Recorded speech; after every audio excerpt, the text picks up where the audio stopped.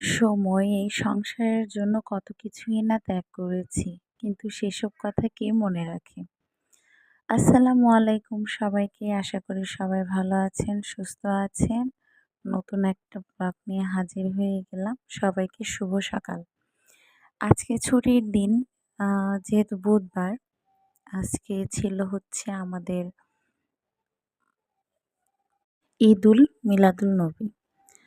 এর জন্য সরকারি সবকিছু ছুটি। তো ভালোই হয়েছে। আমি আজকে ভালোই সকালে উঠেছি। উঠে এই যে ১ম এ যেহেতু রাতে এগুলো থালাবাটি মেজে রেখেছিলাম, তো ভাবলাম ১ম এ এগুলোই আগে জায়গা গুছিয়ে রাখি।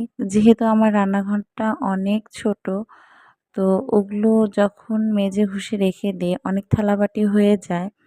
তো তখন কিন্তু ওগুলোকে আর মানে ওগুলো রেখে যে রান্না করার যে মানে কি বলে তরকারিগুলো রাখবো বা অন্য কিছু সেটা আর জায়গা হয় না, এতটাই ছোট। আর বাসায় যখন লোকজন আসে তখন তো আরও প্রবলেম হয়। যখন রান্নাঘরটা করেছিলাম তখন তো তাড়াহুড়া করে করেছিলাম, যেহেতু আমার রান্নাঘরটা খুবই প্রয়োজন ছিল। এর আগের ভিডিওতেও আমি বলেছি যে আমি একটা সময় এই রান্নাঘরের জন্য যে কত কষ্ট করেছি। আর এই তো সকালবেলা হচ্ছে সবজিওয়ালা এসেছিল। তো বাড়ির উপরে সবজিও নিয়ে নিয়েছি। পেঁয়াজ ছিল, তবুও নিয়ে রাখলাম। মানে দাম যেহেতু আছে এবার একটু কম, তো ভাবলাম একটু নিয়ে রাখি।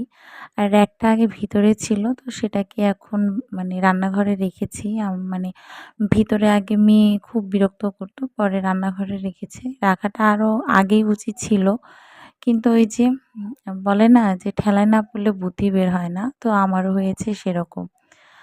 আর ১ম এ একটা কথা বলেছি যে সংসারের জন্য আগে অনেক কিছু করেছি। মানে যখন যৌথ ফ্যামিলি ছিলাম তখন এই সংসারের প্রত্যেকটা মানুষের জন্য আমার যতটুকু সামর্থ্য হয়েছে আমি করার চেষ্টা করেছি, এবং এখনও যখন সবাই এক জায়গায় হয় তখনও করার চেষ্টা করি, কোনো অভিযোগ ছাড়া। এটা কি নিজের কি বলে নিজের ঢোল নিজে পিটানোর মতো। আসলে সেটা না। আমি ৩ বছর ঢাকায় ছিলাম আমার পড়াশোনার জন্য।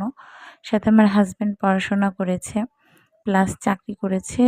যদিও সে আমার অনেক সিনিয়র, অনেকে ভাবতে পারে যে যেহেতু ও পড়েছে আমিও পড়াশোনা করেছি, তো সেম ব্যাচ নাকি। না, সে আ ও অনেক বয়সে অনেক বড়। কিন্তু ওই যে চাকরি-বাকরির কারণে আরকি পড়াশোনাটা কন্টিনিউ করেনি। তো পরে যেহেতু আমি বিএসসিতে ভর্তি হই, তো তার কাছে হয়তোবা কোথাও না কোথাও মনে হয়